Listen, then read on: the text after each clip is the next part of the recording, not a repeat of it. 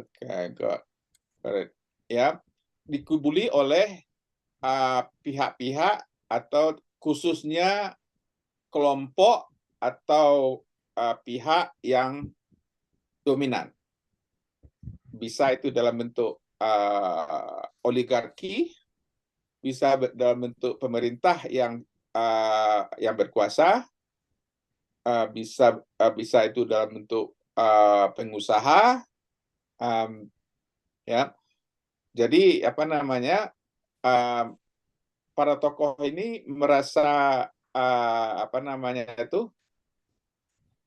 masyarakat atau kelompok bawah sering dinina-bobokkan dengan penggunaan bahasa, ya, supaya mereka apa namanya tidak kritis, tidak mempertanyakan status mereka atau keadaan mereka. Nah, kalau Anda mendengar ini, kira-kira latar belakang ideologi para tokoh ini apa?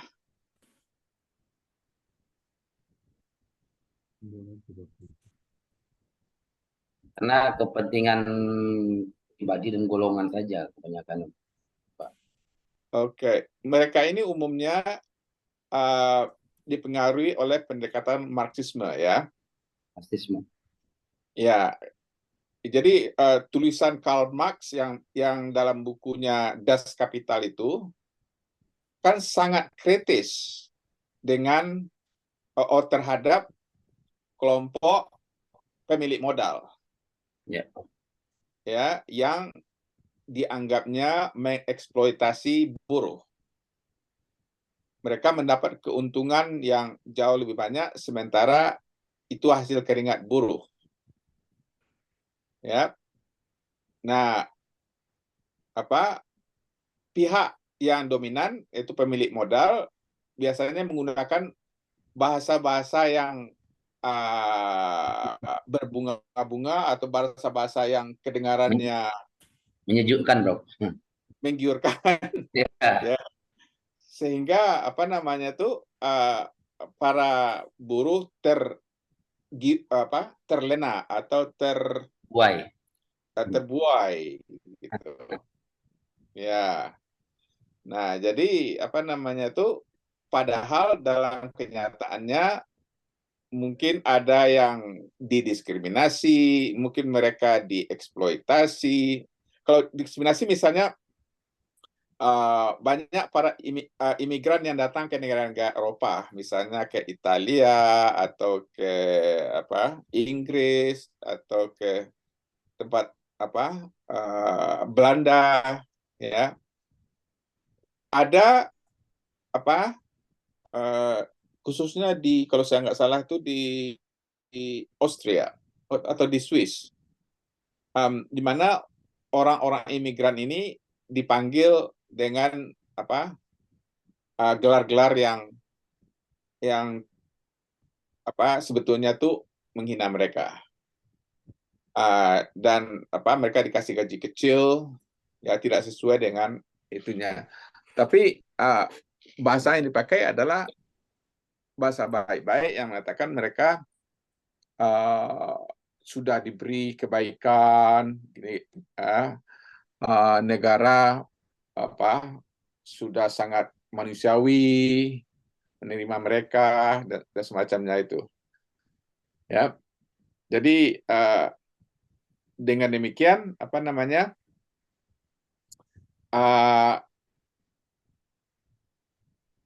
kelompok yang tidak atau yang minoritas yang tidak dominan merasa biasa-biasa saja, normal saja, ya, tidak ada yang salah gitu.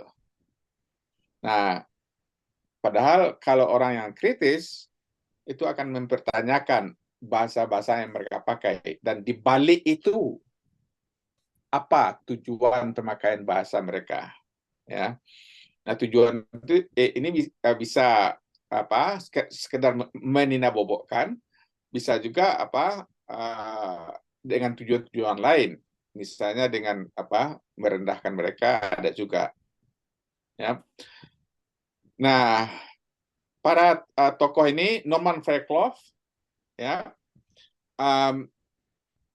itu sangat concern dengan nasib orang-orang yang tertindas, ya, orang yang didiskriminasi, orang yang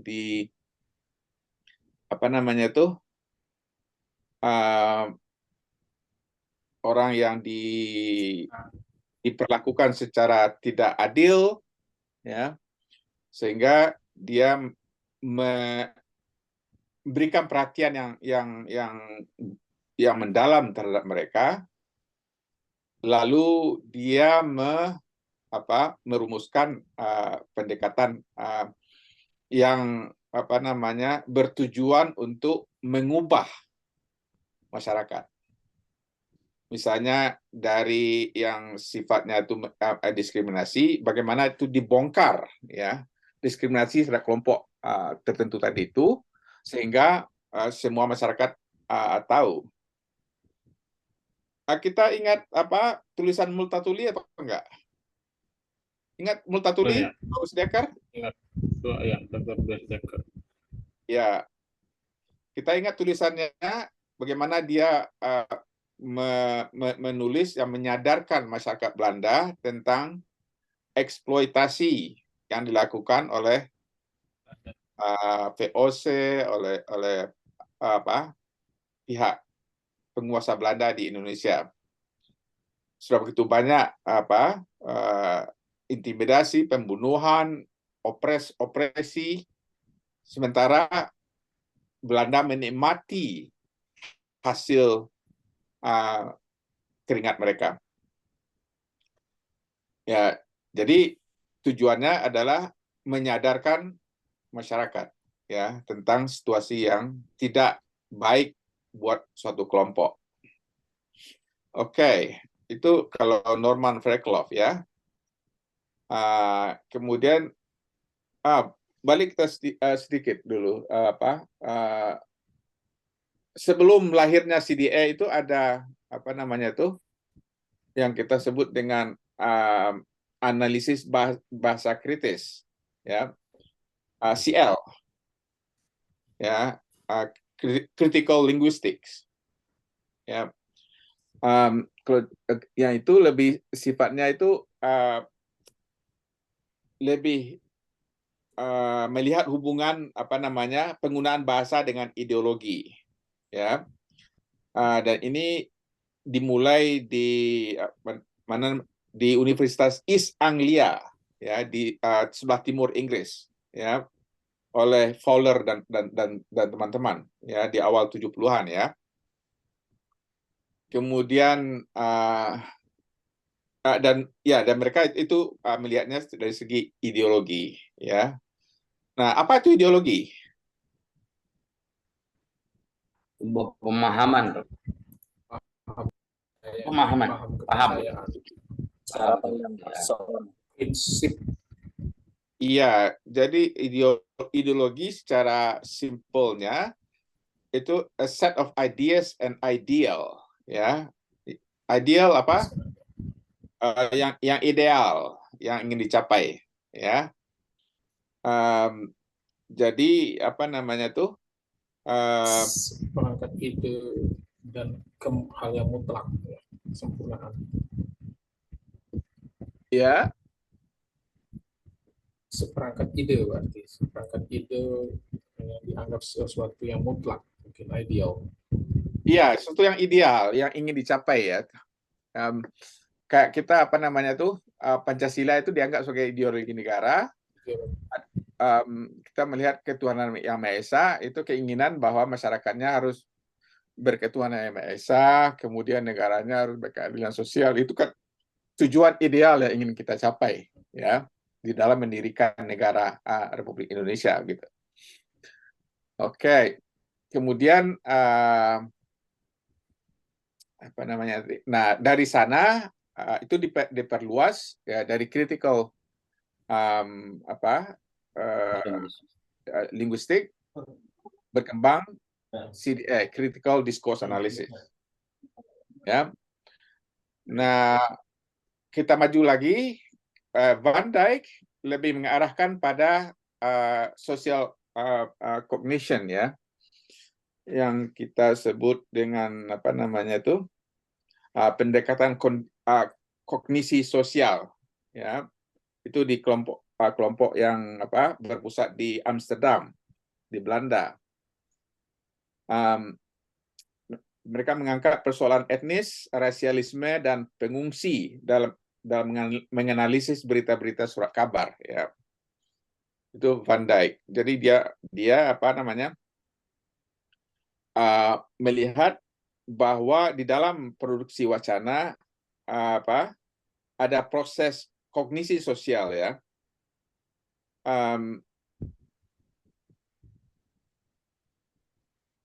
Jadi dalam mengiris wacana kita juga apa namanya itu mempertimbangkan bagaimana si pencipta wacana menciptakan wacananya. Jadi kognisi artinya itu apa namanya pemikiran. Bagaimana mereka memikirkan sebuah wacana,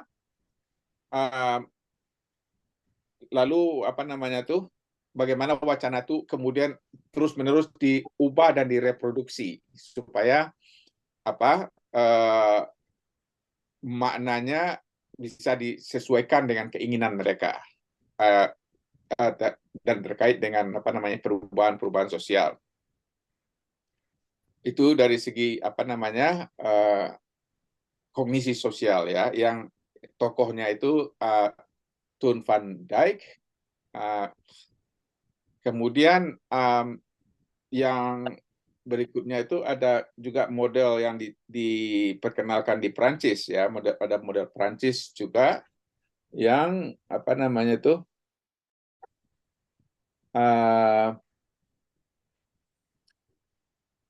yang dipengaruhi oleh, ya, lebih banyak dipengaruhi oleh penulis-penulis Marxis sebelumnya, yaitu Althusser, ya, dan Foucault, ya, ya, yang memandang bahasa dan ideologi bertemu pada pemakaian bahasa, ya, dan materialisasi bahasa dalam ideologi. Jadi dia melihat bahasa dan ideologi itu apa namanya itu sebagai suatu yang berkelindan gitu.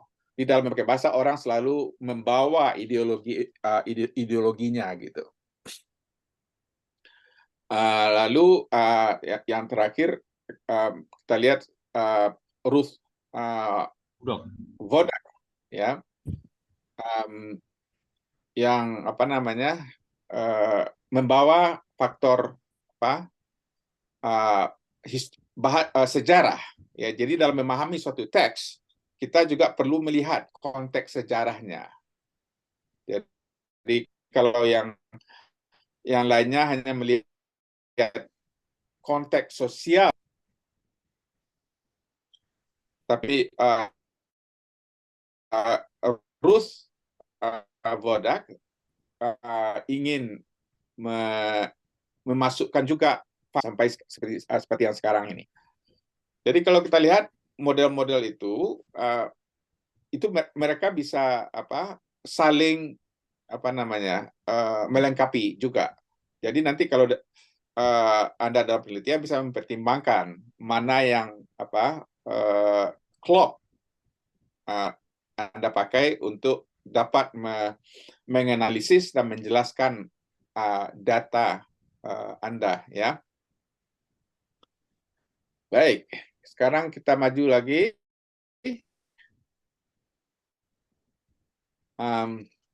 Ini sudah bicarakan tadi.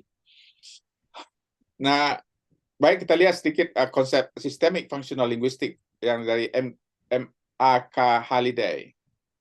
Sudah pelajari pendekatan systemic functional linguistic Halliday? Belum ya? Mungkin sebagian aja, Prof. Pas tesis S2 kemarin pakai Halliday Hasan ini. Oke, baik. Ya, pada dasarnya mereka terpengaruh oleh pendekatan Halliday. Ya. Konsep dasarnya, contohnya ada klaim bahwa semua pemakaian bahasa membawa pola-pola ideologis, struktur wacana yang merepresentasikan dunia nyata dan dalam bahasa. Ya, nah, tapi dunia nyata ini tentu sesuai dengan ideologi dari yang membuat wacana. Ya, jadi bagaimana mereka menggambarkan atau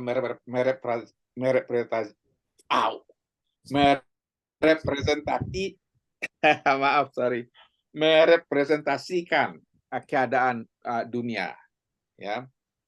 Nah, di sini kita melihat masing-masing orang kan punya pendapat yang berbeda-beda, itu karena mereka mendapatkan pengaruh dari representasi dunia dari berbagai sumber perspektif, dan ada yang cocok yang dianggap menjadi kesukaannya gitu. Sehingga orang memihak ke klaim itu. Kemudian perbedaan pemakaian bahasa, misalnya variasi sosiolinguistik, memilih diksi, parafrasa berbeda pula, yang berarti bahwa bahasa bekerja sebagai suatu praktek tindakan sosial. Ya, jadi kalau bedanya dengan linguistik biasa atau deskriptif atau linguistik struktural, bahasa itu hanya dilihat sebagai dalam teks gitu, apa makna yang ada di sana gitu. Tapi dalam pendekatan CL ini, critical linguistic ini, itu berbahasa itu dilihat sebagai suatu tindakan sosial. Ya, melakukan tindakan, kegiatan atau praktek sosial. Mengapa? Karena dengan menggunakan bahasa, orang bisa apa? Menyampaikan Mempengaruhi lingkungan, menyampaikan tujuan. Mencapai tujuan, yaitu membentuk opini publik, membentuk pandangan publik sesuai dengan yang mereka inginkan. Ya, jadi misalnya sekarang kalau kita mendengar tentang minuman, apa yang datang yang teringat di kepala kita? Minuman. Minuman keras, Rob, memabukkan. Minuman biasa. Minuman dia. air, Coca-Cola, kan? Coca-Cola, Sprite. Ya. Mengapa? Lepas dahaga mungkin. Iya. Ya, jadi itu yang mendominasi pikiran kita ya. Ya, bagaimana caranya mereka melakukan itu? Dengan melakukan secara terus-menerus, kan? Sehingga kesan mereka itu mendominasi our mind, pikiran kita, mindset kita gitu. Ya. Jadi itu yang mengapa kita sebut sebagai tindakan sosial, ya, perbuatan yang bersifat sosial. Oke, jadi bahasa bukan hanya sekedar untuk memanggil orang untuk membaca saja, tetapi mempunyai peranan aktif sebagai pembentuk opini publik. Nah, ada istilah yang sering kita dengar sekarang ini apa? Pernah dengar istilah framing? Framing. Ya, Framing. pembentukan bukan pencitraan sih, tapi membentuk opini terhadap terhadap seseorang itu mungkin Ya, jadi mereka yang paling umum. membuat suatu konsep tentang seseorang, dan konsep itu misalnya konsep radikal gitu. Di kelompok orang yang taat beragama dan menghendaki nilai-nilai agama supaya diterapkan di dalam kehidupan publik, itu di frame sebagai kelompok Ekstrim. Kelompok ekstrim atau kelompok radikal. Ya. radikal. Jadi di situ kita lihat bagaimana bahasa atau wacana digunakan untuk menstigmatisasi kelompok tertentu, ya. Sehingga kalau orang tidak kritis, ya, orang akan mengiyakan saja. Ya kan? Betul, bro. Ya, banyak para pemilih kita itu tidak hanya orang yang tidak terdidik, orang yang terdidik pun terpengaruh. Misalnya di sini saya ketemu orang Indonesia, dia berasal dari West Timur Barat, kan Timur Barat. Dia Muslim. Dia kawin NTB. ya. NTB, Timur Barat. Ya. No, bukan NTT. NTB. Bukan NTB, Timur Barat. Timor Barat. Pulau Timor itu kan dua. Yang sebelah timurnya kan dulu Timur, sekarang jadi Timur Leste. Timur Leste kan. Ini Timur Baratnya.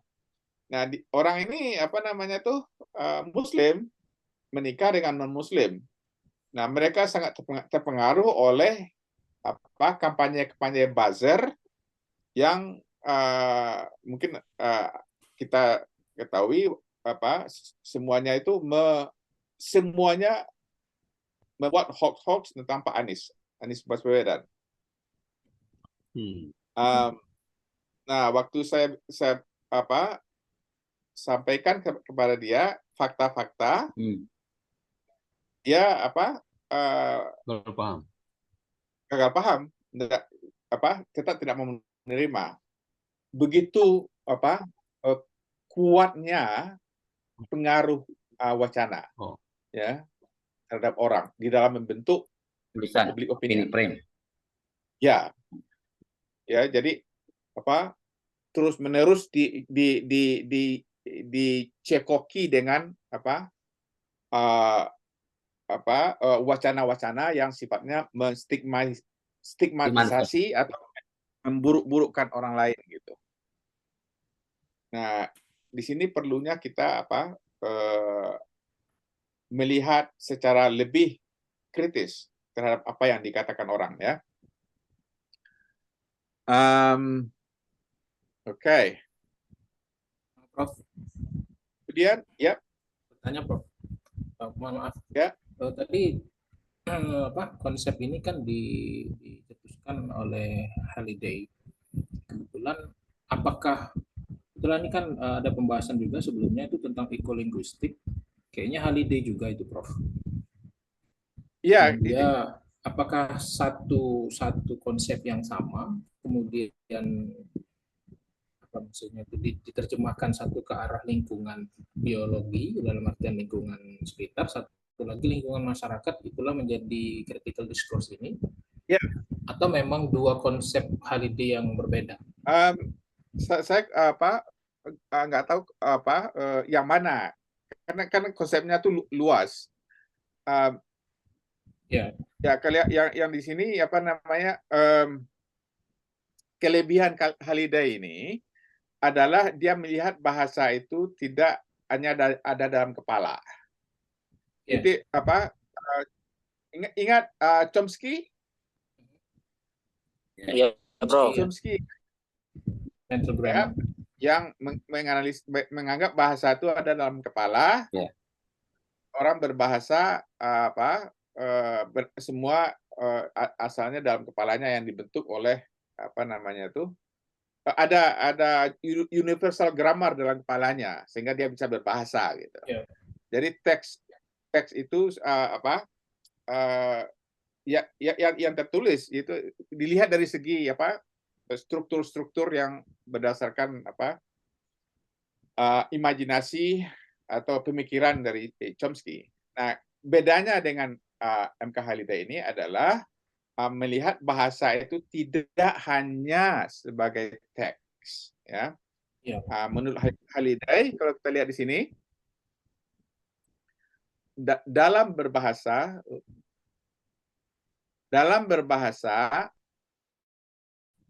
itu 3 fungsi berlaku secara bersamaan. Jadi ada fungsi ideasional, ya, yaitu merumuskan ide, ideologi, teori dan sebagainya. Ya, orang melakukan menjelaskan ide, misalnya ideologi atau teori misalnya, itu dari segi fungsi ideasional. Kemudian ada fungsi interpersonal, ya, yang menunjukkan peranan pemakai bahasa dalam berkomunikasi seperti komitmen pribadi dan interaksi dengan orang lain, ya. Nah, kemudian ada fungsi tekstual, ya, di mana penciptaan teks, misalnya bagaimana informasi disusun dan dihubung-hubungkan di dalam teks. Ya, jadi pemakai bahasa sebagai tindakan sosial, ya, itu bisa termasuk ke situ. Ya, jadi critical linguistik ini melihat kegiatan berbahasa itu mempunyai 3 fungsi yang bekerja pada saat yang sama. Nah, ini cikal bakal dari teori critical linguistics, kemudian berkembang menjadi CDA, critical discourse analysis. Oke. Nah, critical discourse analysis atau CDA fokusnya language and use, ya, dalam konteks sosial dan politikal, ya. Mengapa sebuah teks atau sebuah cerita, sebuah berita ditulis, siapa yang menulis, ditujukan ke siapa, ya. Jadi tidak hanya sekedar kita melihat struktur kalimat, struktur teks, tetapi beyond that, seperti kita bicarakan tadi, ya. Lalu CDA mempunyai postulates, ya. Yang pertama orientasinya isu-isu sosial. Seperti kita bilang tadi, kalau ada diskriminasi sosial, ada eksploitasi, ada dominasi suatu kelompok ke kelompok lain, ya, itu menjadi objek penelitian CDA. Nah, tadi kita bicarakan siapa tadi tokoh utamanya? Fairclough, ya, melihat masalah dalam masyarakat. Ya, kalau orang biasa, yang tidak kritis akan melihat situasi biasa-biasa saja. Apa istilahnya orang sekarang sering bilang baik-baik saja. Baik saja. Kan ada yang para pendukung Jokowi kan bilang Indonesia baik-baik saja. Aminkan aja dulu, Prof. Nah, dari perkataan, nah itu cukup berpengaruh loh, ya, karena kenapa? Para surveyor menemukan bahwa tingkat kepuasan terhadap Jokowi tinggi, ya. Nah, itu apa namanya tuh? Orang yang tidak kritis, ya. Tapi kalau tadi pagi saya melihat apa namanya wawancara dengan Saifullah Fatah. Pernah dengar Saifullah Fatah? Nah, Dok. Pernah, Prof. Ya, Ya. Pernah, Prof. Pernah. pernah. Nggak tahu, Prof. Dia ahli ilmu politik, lulusan UI, dan sekarang menjadi apa namanya itu pengamat sosial, politik. Dulu dia mendukung Jokowi, sekarang dia sangat kritis, dia sangat marah terhadap keputusan MK kasus Gibran dan segalanya itu. Nah, dia mengatakan bahwa begitu dia secara kritis menanyai masyarakat bagaimana sekarang harga-harga, bagaimana kehidupannya, bagaimana nasib mereka sekarang, kemudian mereka baru sadar. Ya, jadi apa namanya?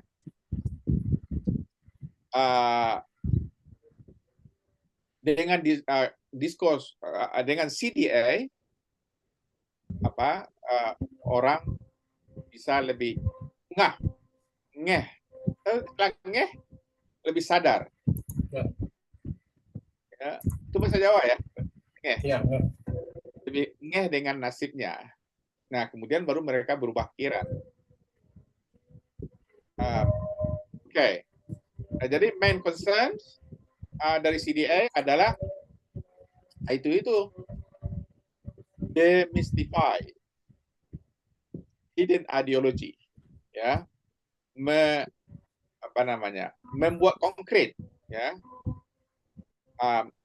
ideologi yang tersembunyi yang digunakan oleh kelompok dominan ataupun penguasa, ya, di dalam berbahasa. Ya, jadi CDA demystify, ya, ideologi yang tersembunyi, ya, atau kekuatan dengan melalui pemeriksaan atau analisis atau analisis ya secara kritis, semiotik data. Apa semiotik data? Data-data yang mengandung makna. Ya. Kemudian yang ketiga, reflective during the research process. Ya. Jadi orang yang melakukan CDA orientasinya isu-isu masyarakat, main concern-nya demystify, ya, membongkar, memperjelas atau menyadarkan orang akan ideologi yang tersembunyi, ya, menelisik apa yang tersembunyi di balik penggunaan bahasa dan wacana. Kemudian reflektif, ya, jadi kita merefleksikan situasi, merenungkan, ya, reflektif merenungkan bahasa, lalu di balik itu apa, seperti yang kita lakukan tadi. Nah, apa beda CDA dengan ilmu politik, sospol? Nah, kalau di sospol, kita juga melihat apa yang dikatakan orang, tetapi kita juga melihat bagaimana orang bertindak fisik, ya, melakukan tindakan real, tidak hanya kata tapi tindakan real di dalam memenangkan atau mendapat suatu kekuasaan. kalau sekarang itu apa yang itu bagaimana orang ya mencapai kekuasaan melalui politik Politik supaya tidak dinasti. melanggar aturan, aturannya diganti. ya Dinasti. politik dinasti. Ya. Jadi kalau di diskurs CDA kita hanya melihat pada penggunaan bahasa, tapi juga melihat konteks bahasa itu, di konteks sosial juga bisa konteks sejarahnya. Ya, di situ kita berbeda dari political science, ya, analisis politik. To some extent, CDA juga bersifat analisis politik, ya. Tapi dalam ilmu politik yang dilihat bagaimana orang memperjuangkan kekuasaan dan menggunakan kekuasaan itu. Ya. Jelas perbedaannya? Antara CDA asik, jadi kita melihat ke bahasa. Objek penelitian kita itu bahasa. Walaupun bahasa itu bahasa yang dipakai di dalam politik. Oke. Jadi kita mempertanyakan apakah pembicara atau penulis dari suatu teks mempunyai tujuan tersembunyi. Apa tujuan itu? Apakah ada asumsi dan bias-bias tersembunyi di balik tulisan itu? Ada pertanyaan sejauh ini? Jelas? Atau Prof, jelas ya? Prof. Jelas? Oke. Jelas Prof. Nggak bingung toh? Mudah-mudahan tidak ya, insya Allah. Oke. Ini ada konsep-konsep pokok dan asumsi lain. Seperti saya bilang tadi itu, CDA itu luas dan multidisciplinary ya. Jadi banyak meminjam dari sosiologi, meminjam dari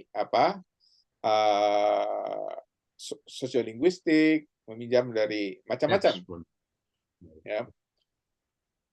Ya. Oke. Nah, jadi teks itu dianggap sebagai produk dari peristiwa sosial. Jadi orang menulis kemudian berdasarkan sebuah peristiwa sosial. Kemudian semiosis, ya, semiosis, sign process, dan meaning making. Jadi orang membuat teks, membuat gambar, bahasa tubuh, film dan lain-lain adalah untuk menyampaikan suatu makna, suatu meaning, suatu pesan. Ya, itu yang kita sebut dengan semiosis. Nah, jadi analisis CDA tidak hanya pada penggunaan teks, apakah teks tertulis atau teks oral, teks lisan, tapi juga bisa membuat menganalisis images, ya, gambar-gambar yang dipakai. Pernah melihat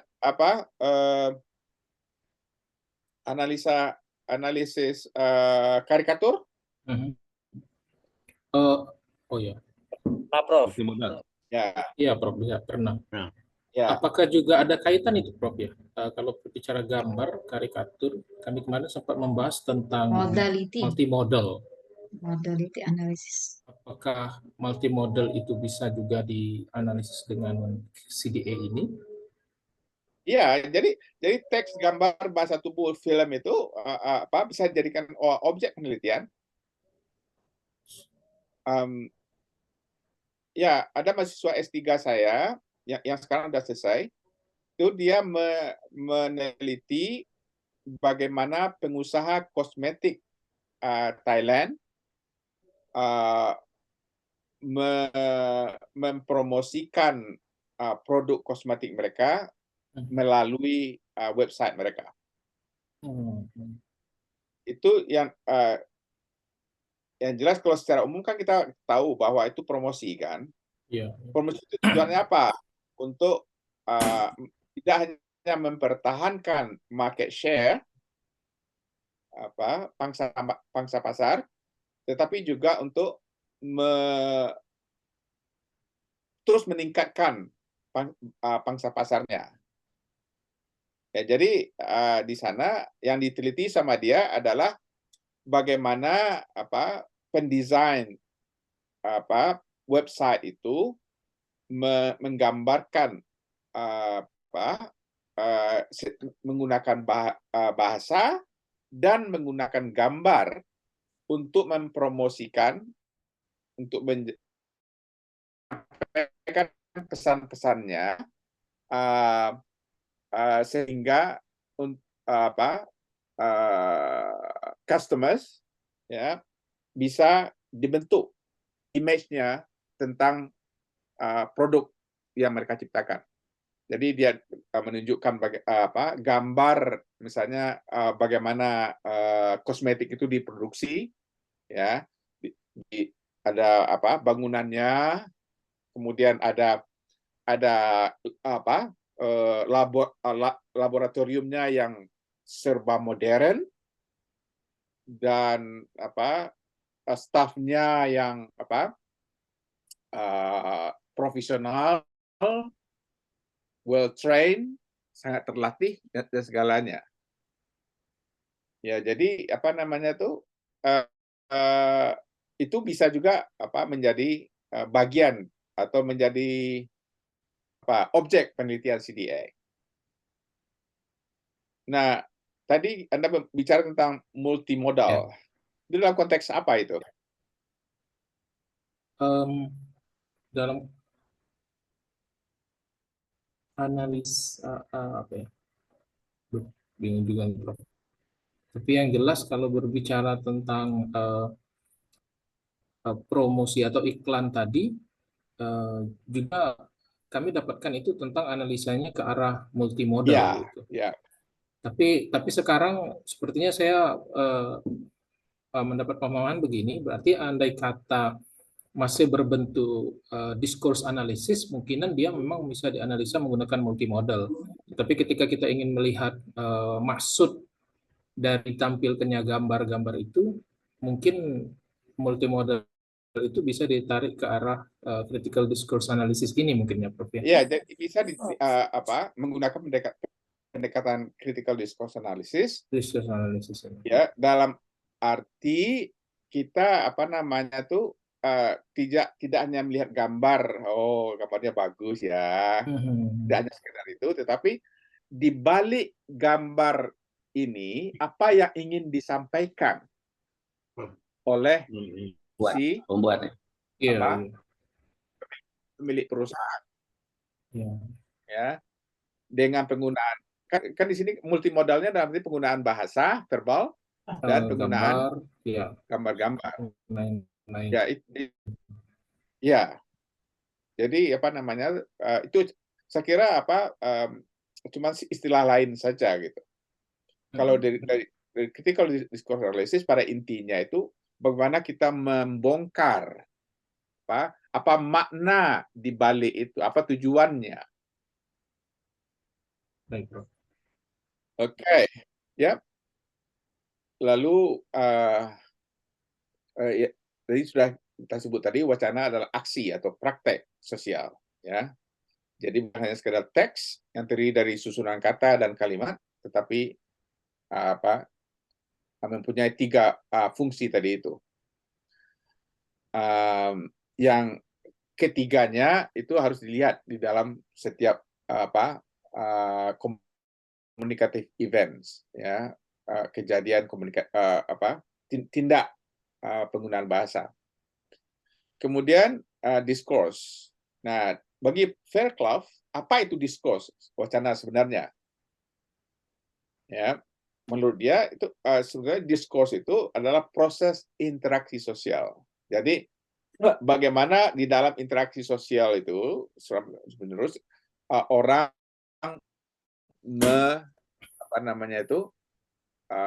mencapai tujuan dengan menggunakan bahasa. Ya, jadi diskurs itu tidak hanya sekedar teks itu hanya bagian, ya, hanya salah satu objek dari target penelitian, ya. Tapi wacana itu sendiri apa? Jadi wacana bukan hanya teks, ya, tapi proses interaksi sosial yang bisa menggunakan kata-kata, bahasa, bisa juga menggunakan bahasa tubuh, ya, dan sebagainya. Nah, kemudian kita ada juga definisi lain mengatakan a particular way of representing certain parts or aspect of physical world or physical, social, psychological world. Ya, sehingga kita mengenal wacana liberal, wacana konservatif, wacana sosial demokratik, dan sebagainya. Ya, jadi intinya di sana itu bagaimana orang-orang yang berpegang pada ideologi liberal itu berinteraksi satu sama lain, ya, dengan orang lain. Kita akan bisa mendeteksi bahwa orang ini membawakan ide-ide yang berdasarkan ideologi liberal. Demikian juga konservatif, orang-orang yang selalu berpegang pada aturan-aturan lama, gitu, tidak mau konsisten dengan aturan-aturan yang sudah ada sebelumnya, gitu. Kemudian ada yang dan konservatif ini biasanya itu ingin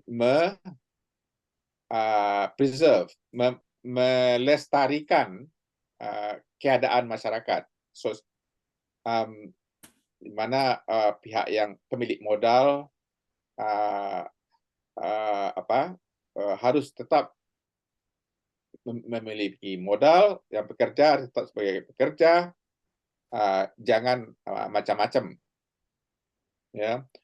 Kemudian sosial demokratik, artinya di sini adalah bahwa dalam suatu negara itu harus demokratis secara ekonomi, demokratis secara itu, dan secara politik. Semua orang punya hak yang sama, kemudian yang lemah diberi perlindungan oleh negara. Nah,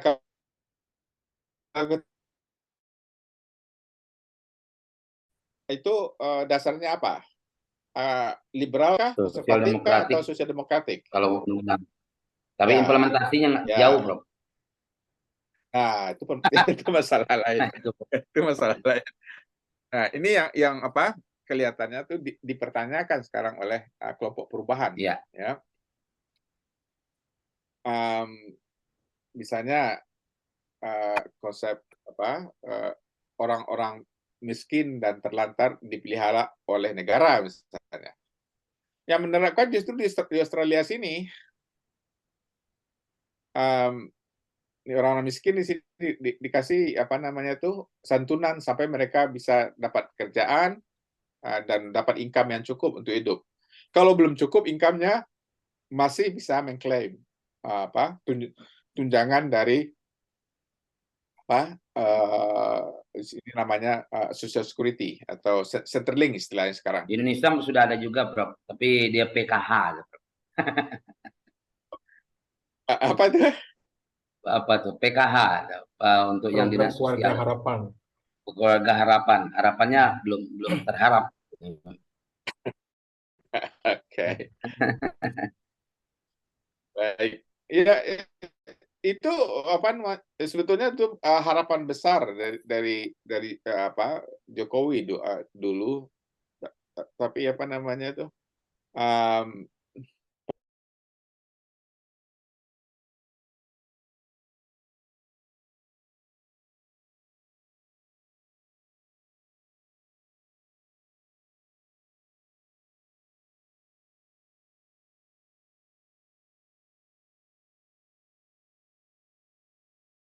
difabel juga diembat sama apa? Sama politisi tertentu. Oke. Selanjutnya kita teruskan. Nah, wacana membentuk dan dibentuk oleh masyarakat. Ya. So discourse as social practice and it constructs society. Apa maksudnya? Ada bisa menjelaskan?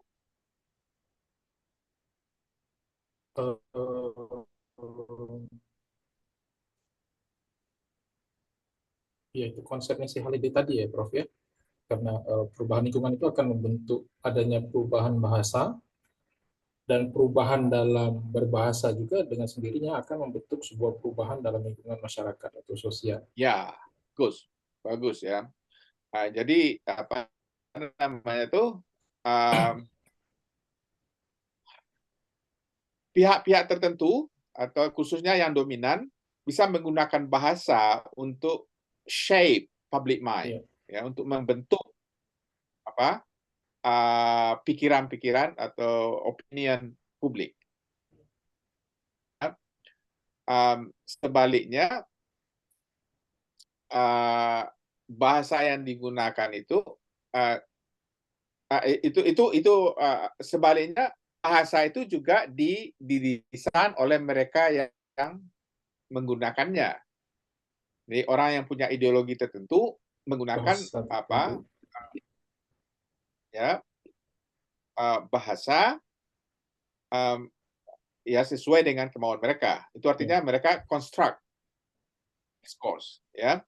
Sebaliknya discourse itu juga mengkonstruk discourse masyarakat, gitu. Jadi ada hubungan simiosis ya antara keduanya, antara discourse dan masyarakat, society. Paham? Jelas tentang itu? Ya, oke. Nah, ini yang barusan saya bilang, banyak pihak ya kita harus menyadari ya, dengan menggunakan critical discourse analysis, kita harus selalu berasumsi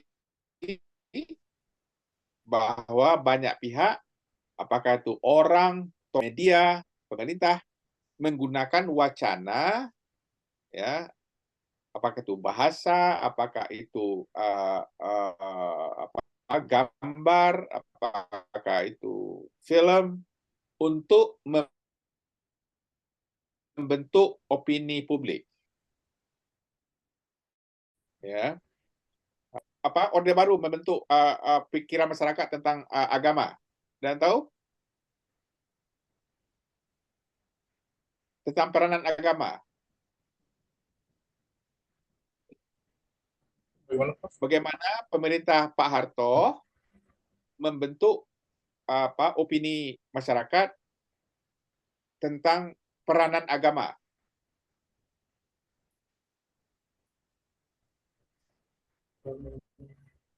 Agama jangan dikait-kaitkan dengan politik, sehingga orang jadi takut, ya, yang menyatakan agama itu suci, agama itu tidak boleh dimasukkan ke politik itu kotor dan segala macamnya.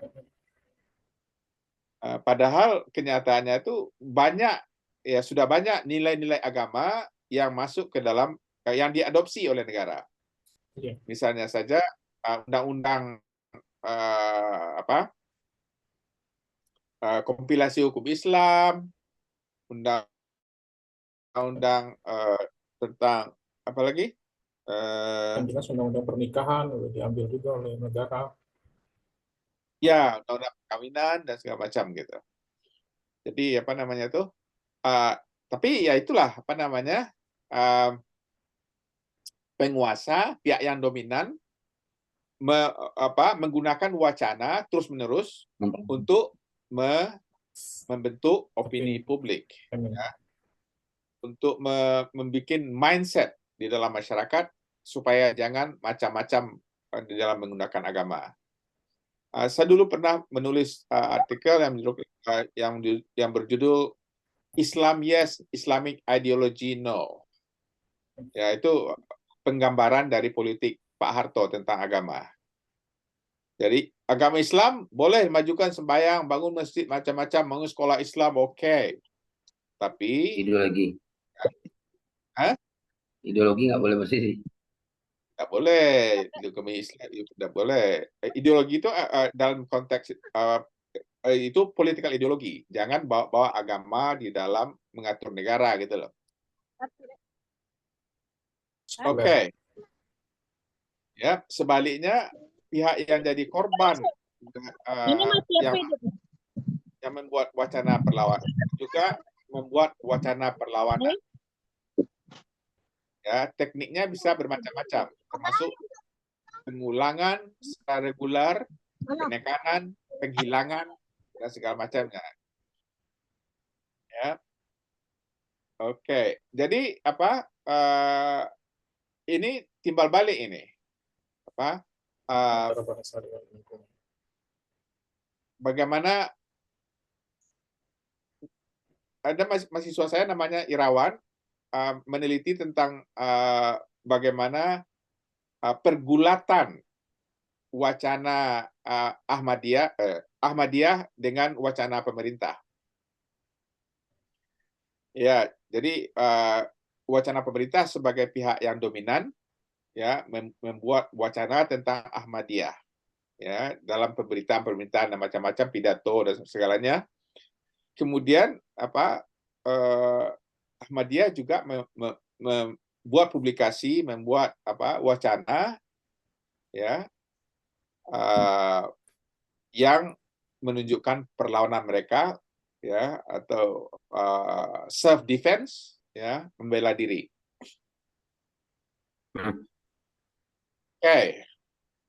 Kemudian apa discourse, genre and style.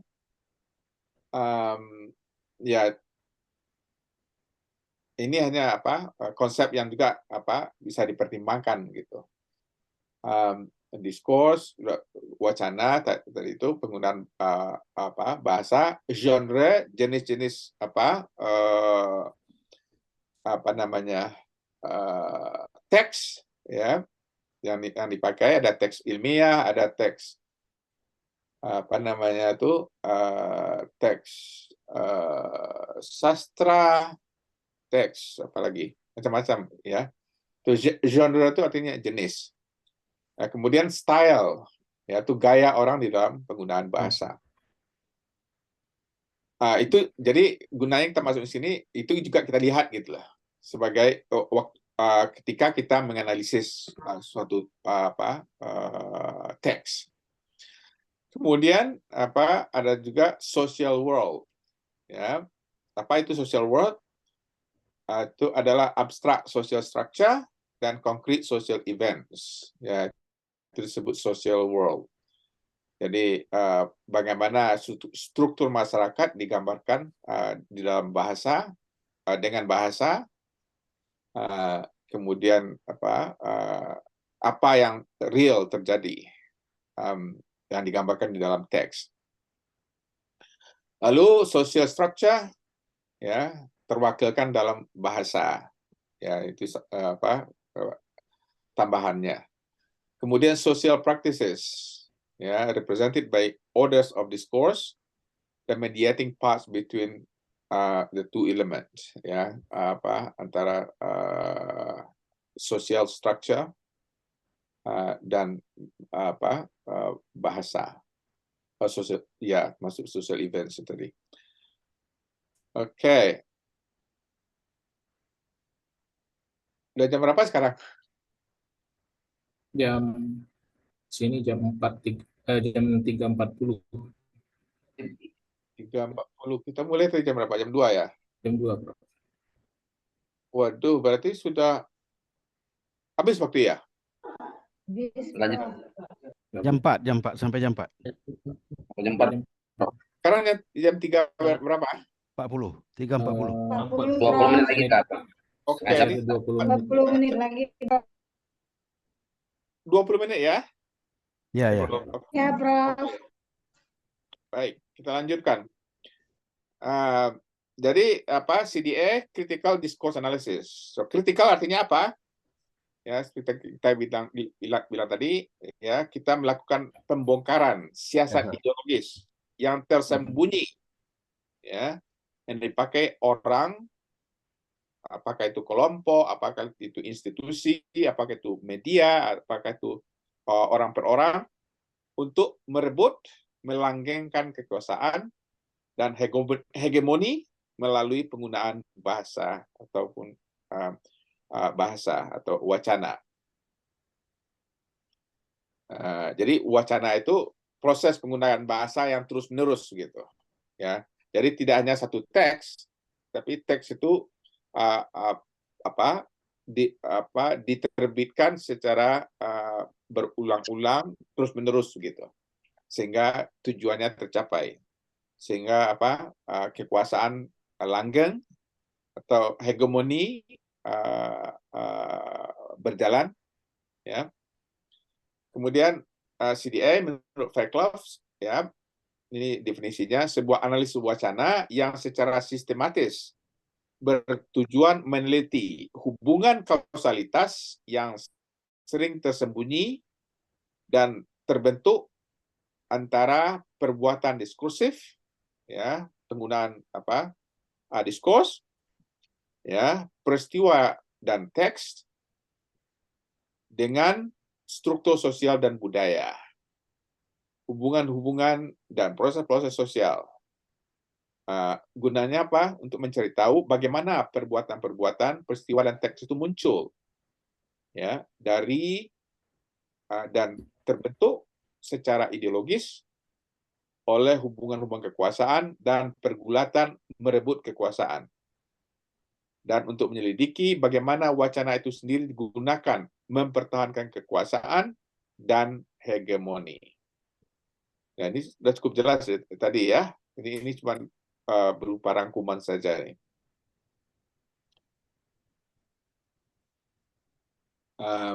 Sambungan. Ya, menurut Van Dijk, ya, itu sudah kita sebut juga tadi, bidang ilmu yang mengkaji dan menganalisis penggunaan teks, lisan, dan tulisan dalam merebut dan mempertahankan kekuasaan, dominasi, ketidaksetaraan, dan bias. Ya. Ya, bidang ini juga meneliti wacana yang digunakan dan direproduksi dalam konteks sosial, politik, dan sejarah. Jadi ini yang saya bilang terus-menerus tadi, dibuat sekarang, mungkin kemudian diulangi lagi nanti, tapi mungkin versinya agak berbeda, tapi dasar ideologinya itu hampir sama. Mungkin banyak sedikitnya disesuaikan,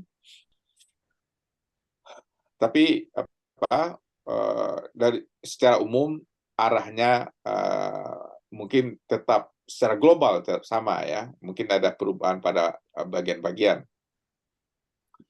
Jadi, menurut kedua pakar ini, CDA berusaha membongkar dan membeberkan hubungan antara penggunaan wacana, bahasa, tindak sosial, politis, dan struktur sosial yang sering tidak kelihatan oleh orang biasa. Ini sudah kita jelaskan tadi. Namun dalam kenyataannya penggunaan CDA sudah berkembang lebih luas dari itu, termasuk di dunia bisnis. Ini yang saya sebutkan tadi, penggunaan CDA di dalam meneliti promosi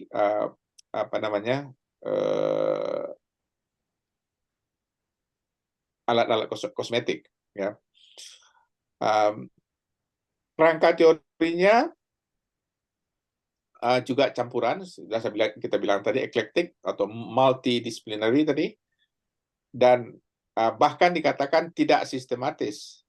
Ya, mungkin ini agak ekstrim ya, tapi kita bisa untuk menggali suatu semiotik atau bahan semiotik, kita bisa atau data kita apakah data verbal atau data bentuk gambar, kita bisa menggunakan berbagai perspektif, ya, berbagai prinsip-prinsip dasar atau asumsi. Oke, kita lanjutkan. Dimensi CDA, waktu kita menganalisis itu ada 3 dimensi. Pertama, tentu kita mendeskripsi elemen-elemen linguistik teks untuk memahami makna teks. Ya, ini serupa dengan descriptive analysis linguistik, ya. Tapi itu baru dimensi pertama.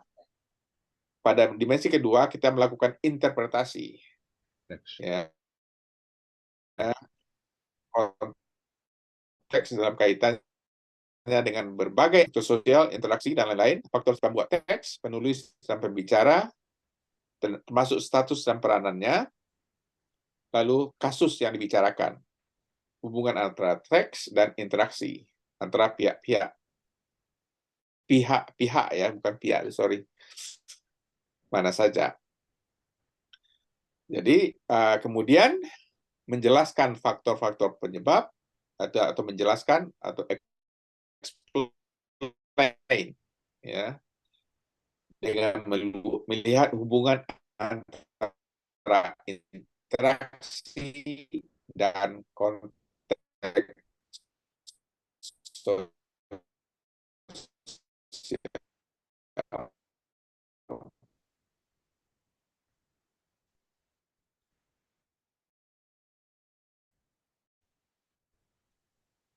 Metodenya kita melakukan konteks analisis teks ya, pasti, dan itu untuk pesannya bahasa gunawan di dalam interaksi dengan mereka. Kemudian kita berkomunikasi dengan ahlinya. Jadi fokus of ini orang-orang yang menciptakan teks itu, kenapa mereka buat teks seperti itu.